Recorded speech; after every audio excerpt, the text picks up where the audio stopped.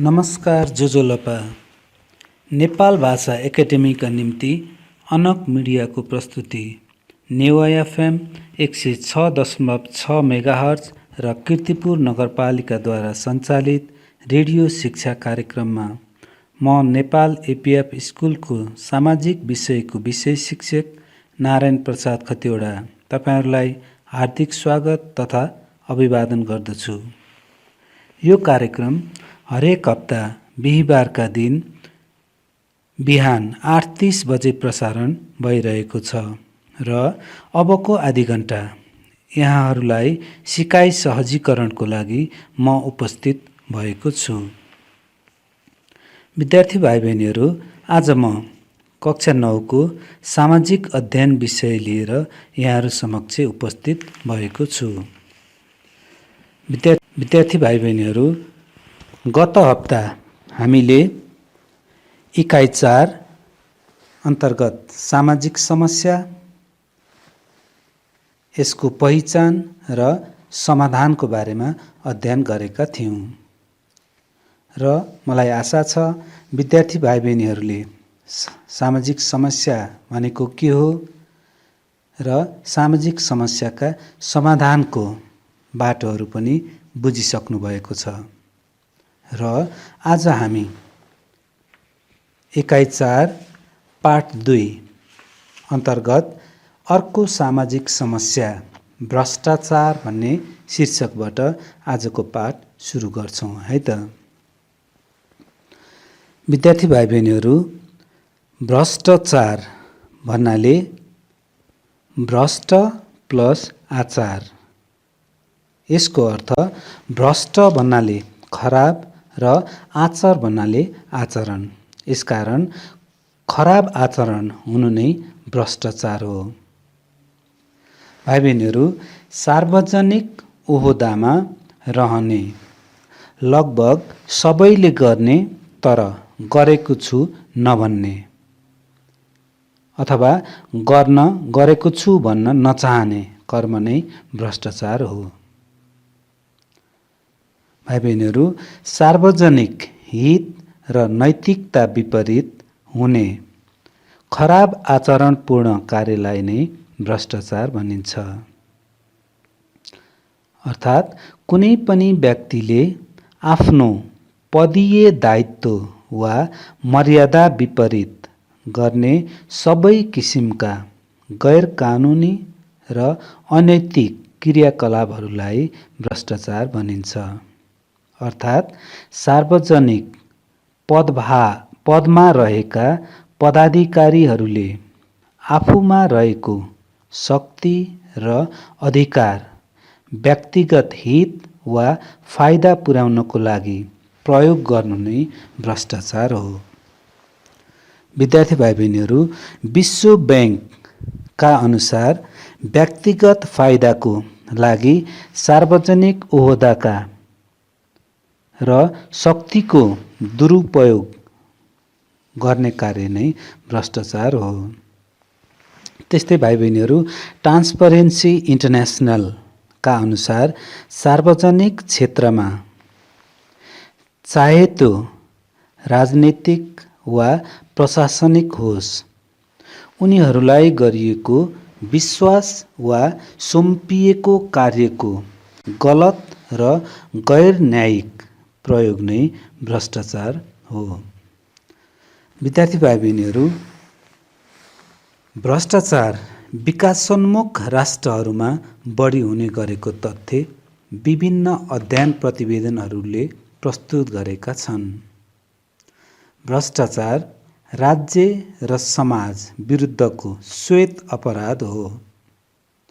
भ्रष्टाचार व्यक्तिगत र संस्थागत रूपमा हुने गर्छन्।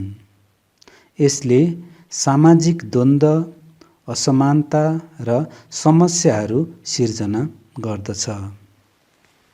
भाइ बहिनीहरू, ट्रान्सपरेन्सी इन्टरनेसनल एउटा भ्रष्टाचार निवारणका लागि स्थापना भएको संस्था हो, जसको स्थापना सन् 1993 मा भएको थियो र यसले सन् 2018 मा निकालेको प्रतिवेदन अनुसार विश्वका 180 देशहरूमध्ये नेपाल भ्रष्टाचार गर्ने देशहरूको सूचीमा 124औं स्थानमा छ भने सार्क राष्ट्रहरू मध्येमा नेपाललाई तुलना गर्ने हो भने सार्क राष्ट्रहरूमध्ये तेस्रो बढी भ्रष्टाचार हुने देशको रूपमा नेपाल चिनिएको छ र 2019 सन् 2019 को करप्सन पर्सेप्सन इन्डेक्स भन्छ भाइ बहिनीहरू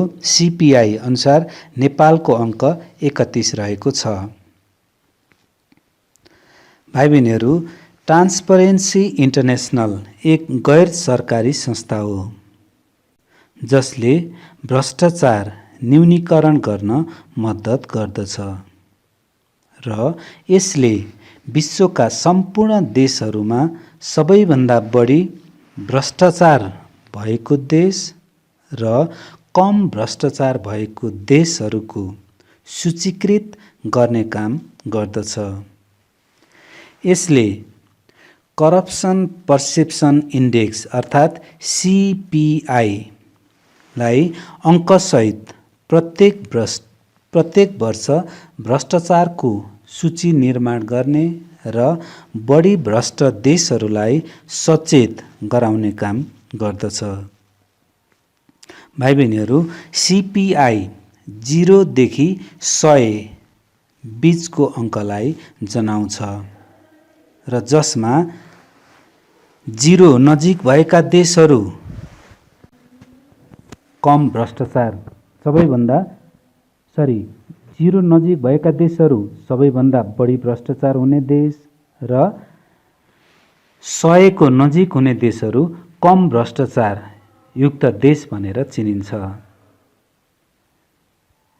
र सामान्यतया 50 0 देखि 100 को बीचको मध्यबिन्दु भन्नाले 50 बुझिन्छ र 50 भन्दा माथि CPI रहेका देशहरू कम भ्रष्टाचार युक्त देशहरू मानियो र भ्रष्टाचारको लागि कुनै पनि ठूलो कदमहरू उठाउनु नपर्ने देखिन्छ भने 50 भन्दा कम अङ्क भएका देशहरू चाहिँ सबैभन्दा बढी भ्रष्टाचार युक्त देशहरू र उनीहरूको लागि तत्काल नै कुनै पनि कुराहरू भ्रष्टाचार विरुद्धको कुराहरू अगाडि बढाउनु पर्नेछ। एउटा निश्चित मापदण्ड लिएर भ्रष्टाचार नियन्त्रण गर्नु छ भन्ने कुराहरू जनाउँछ भाइ बहिनीहरू। र भाइ बहिनीहरू अब भ्रष्टाचार के हो भन्ने कुराहरू हामीले पढ्यौँ। अब भ्रष्टाचार किन हुन्छ त? के कारणले भ्रष्टाचार हुन्छ त भाइ बहिनीहरू? हामी त्यसको बारेमा अध्ययन गरौँ है त। भाइ बहिनीहरू भ्रष्टाचार हुनमा विभिन्न कारणहरू हुन्छन् जस्तो कि सामाजिक सांस्कृतिक कारण र सामाजिक सांस्कृतिक कारण अन्तर्गत जस्तो हामीले ठालुपन देखाउने, हाम्रो तडक बडक देखाउने, नचाहिने कुराहरूमा फजुल खर्च गर्ने, आफ्नो संस्कृति बिर्सेर विदेशी संस्कृतिको प्रभाव पर्ने, यस्ता कुराहरू चाहिँ हाम्रो सामाजिक र सांस्कृतिक कारणले गर्दाखेरि भ्रष्टाचार बढेको देखिन्छ भने दोस्रो कारण छ राजनैतिक कारण। भाइ बहिनीहरू राजनैतिक कारण अन्तर्गत जस्तो अपारदर्शी राजनीतिक चन्दा, विभिन्न राजनीतिक सङ्गठनका व्यक्तिहरू विभिन्न संस्थाहरूमा चाहिँ चन्दा उठाउन आउँछन्, या त चुनावको भनेर अथवा कुनै कार्यक्रमहरू गर्नुपर्दा, र त्यो पनि एउटा भ्रष्टाचारको कारण रहेको छ भाइ बहिनीहरू। त्यस्तै राजनैतिक हस्तक्षेप, हरेक क्षेत्रहरूमा राजनैतिक हस्तक्षेप हुन्छ भने मापदण्डविहीन राजनीतिक नियुक्ति पनि एउटा राजनीतिक कारणको भ्रष्टाचारको एउटा कारण रहेको छ भाइ बहिनीहरू।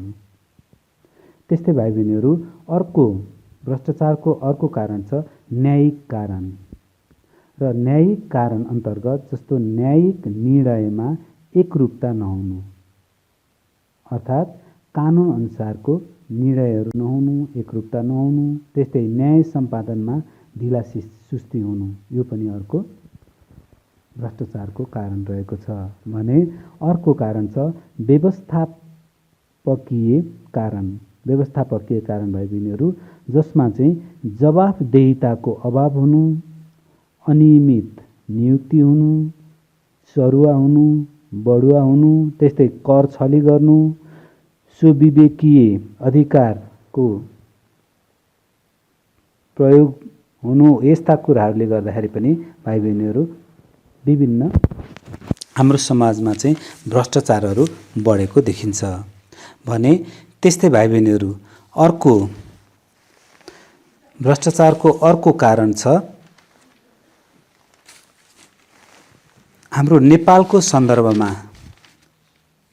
हेर्ने हो भने नेपालको सन्दर्भमा विद्यार्थी भाइ बहिनीहरू नेपालको सन्दर्भमा हेर्ने हो भने भ्रष्टाचार हुनुका कारणलाई मुख्य रूपमा हामीले दुई प्रकारमा विभाजन गर्न सकिन्छ।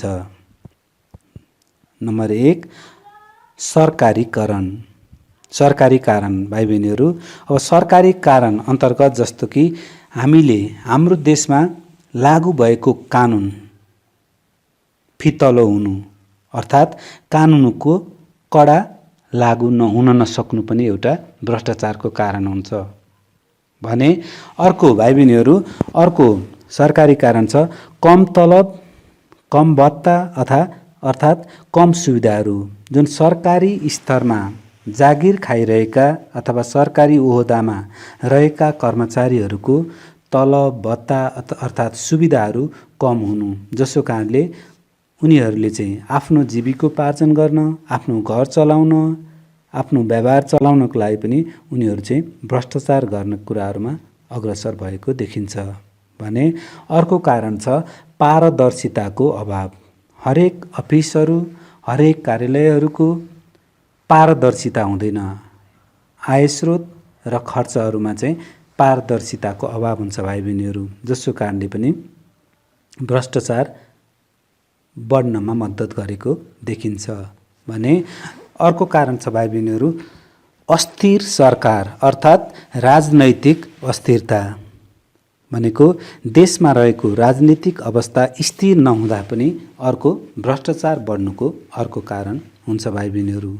कुनै पनि निश्चित ओहदामा पुगेका मन्त्रीहरू कति महिना उहाँहरू चाहिँ सरकारमा रहने, कति महिना तलब भत्ता खाने र छिटै उहाँहरूले छोडेर जानुपर्ने हुन्छ भन्ने जस्तो कुराहरू उहाँहरूले पर्ने हुँदा आफू निश्चित ओहदामा पुगेको बेला एकैचोटि उहाँहरूले चाहिँ आफ्नो सम्पूर्ण परिवारलाई होस्, आफ्नो छरछिमेकीलाई होस् भनौँ, स्पेसल्ली आफूलाई गर्ने सम्पूर्ण भ्रष्टाचारहरूमा चाहिँ बढी वृद्धि भएको देखिन्छ। अर्कोचोटि हामीले मन्त्री हुन पाइने हो कि होइन भन्ने हिसाबले पनि भ्रष्टाचार बढेको देखिन्छ भने अर्को कारण छ प्रशासन पद्धतिको कारणले पनि भ्रष्टाचार बढिरहेको देखिन्छ भने दोस्रो भ्रष्टाचार हुनुको दोस्रो प्रकार छ नेपालको कन्डिसनमा भन्दाखेरि व्यक्तिगत कारण छ भाइ बहिनीहरू।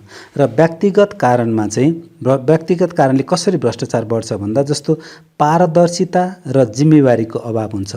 व्यक्तिगत रूपमा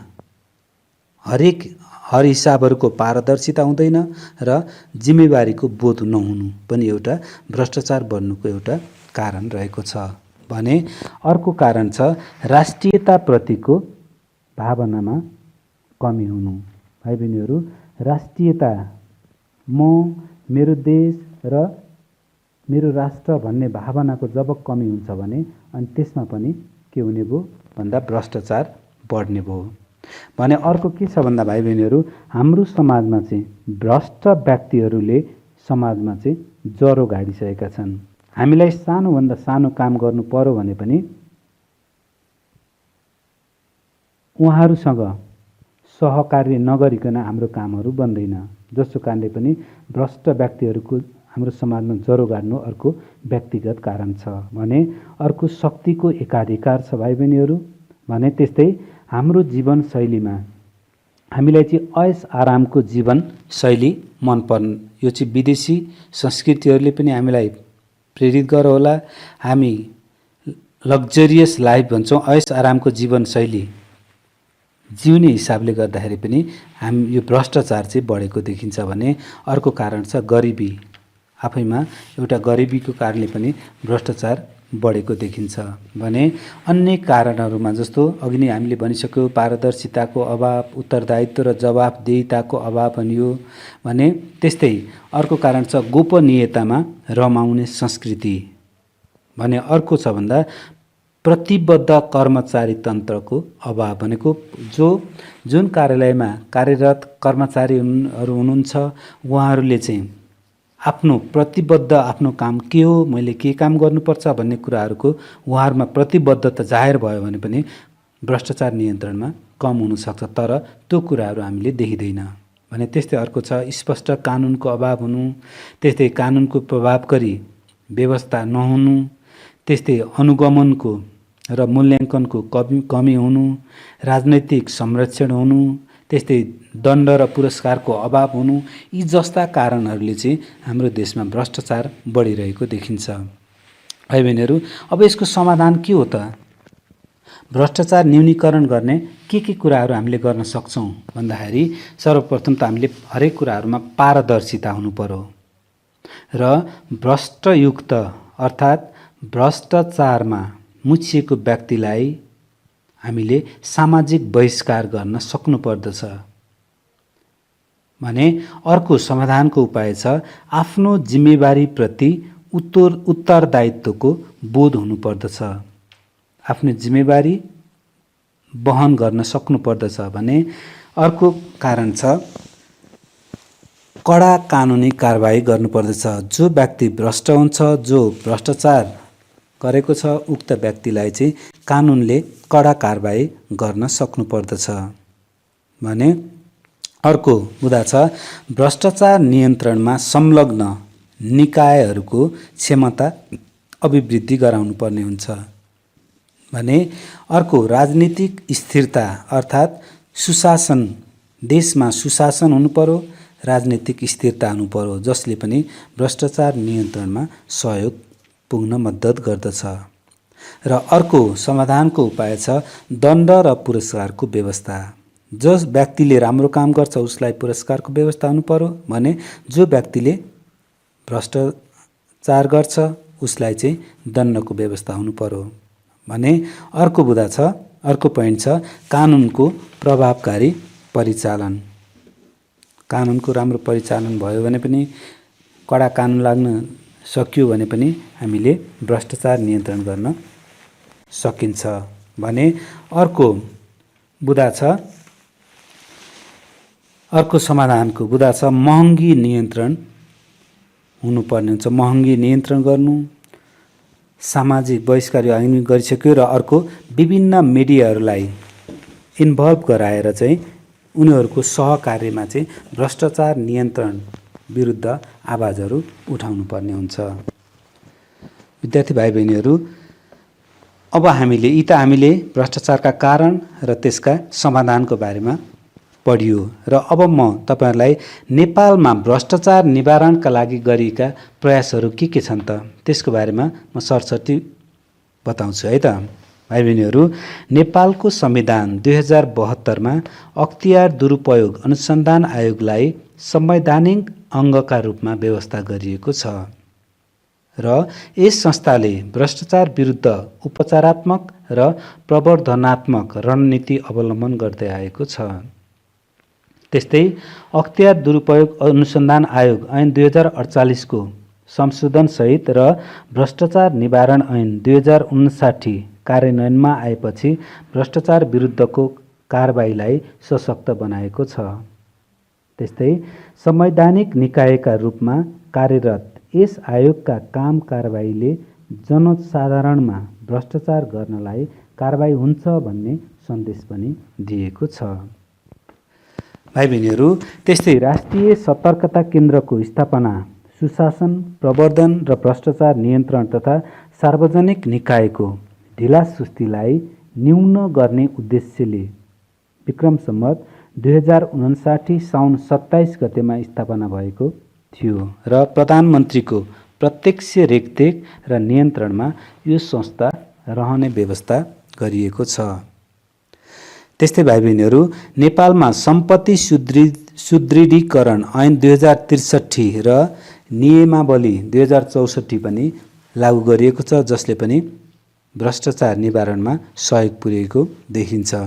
भने नेपालले भ्रष्टाचार नियन्त्रण सम्बन्धी अन्तर्राष्ट्रिय महासन्धि 2003 मा हस्ताक्षर गरेको छ र सन् 2011 मा नेपालले संसदले यसलाई अनुमोदन पनि गरेको छ।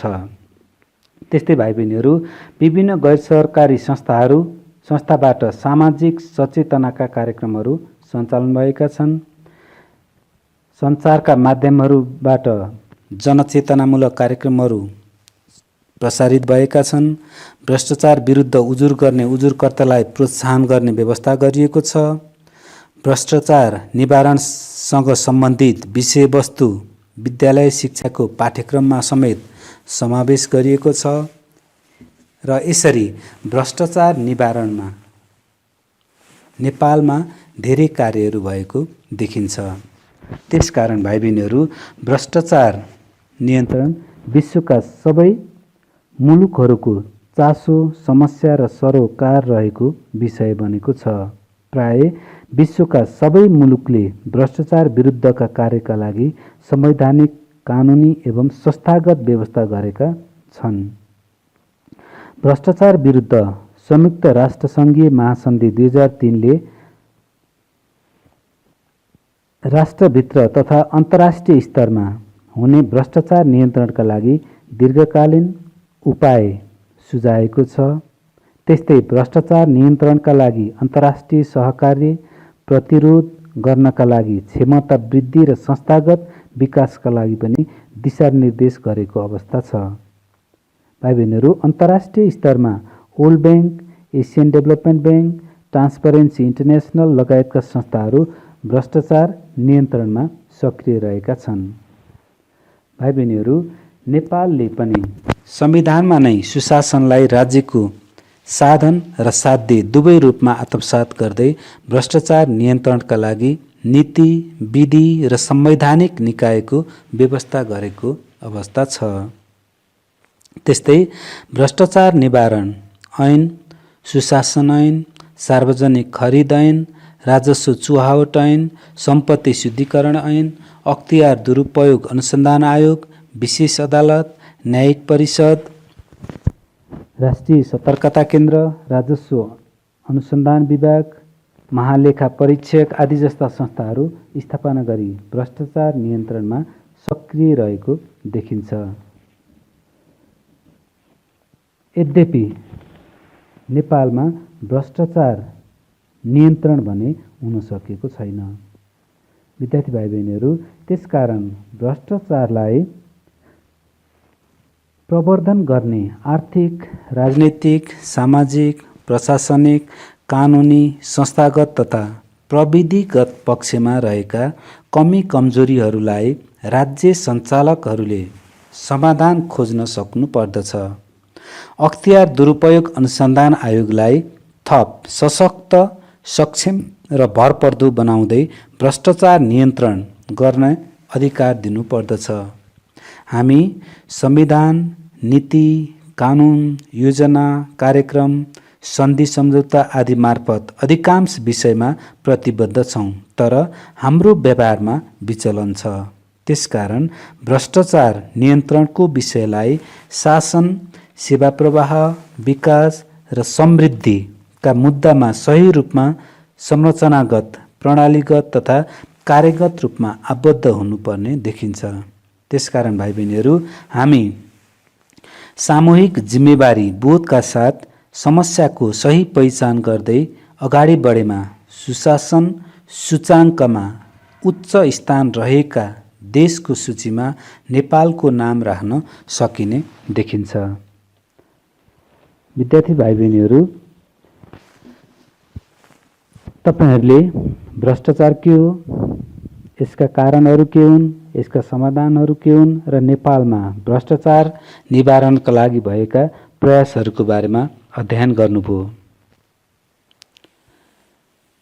र विद्यार्थी भाइ बहिनीहरू, प्राविधिक मित्रबाट आजको निर्धारित समय समाप्त भएको सङ्केत प्राप्त भइसकेको छ। त्यसकारण आजको यस कार्यक्रममा प्राविधिक सहयोग पुर्याउनु हुने प्राविधिक मित्र लगायत म नारायण प्रसाद खतिवडालाई बिदा दिनुहोस्। स्वस्थ रहनुहोस्, सुरक्षित रहनुहोस्। यहाँहरूको दिन शुभ रहोस्। नमस्कार।